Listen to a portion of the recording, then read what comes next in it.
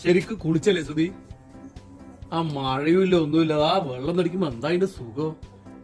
ഇങ്ങനെ കുളിച്ചാൽ മതിയല്ലേ അപ്പൊ? നല്ല വെള്ളം ഇങ്ങനെ അടിച്ചടിച്ചിട്ട് മഴയൊന്നും വേണ്ടടോ, ഇതന്നെ മതി.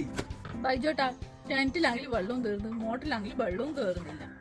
ഞാൻ ഉച്ചക്ക് വലിച്ചു വെച്ച വെള്ളായത്, അതിനെ കൊണ്ടാ നിങ്ങൾ കളിക്കുന്നത്. നിങ്ങൾക്ക് മഴയൊന്നും വേണ്ടല്ല, ഇങ്ങനെ കളിച്ചാ പോരെ. രാത്രി എനക്ക് വെള്ളം വലിച്ചു തന്നേട്ടാ.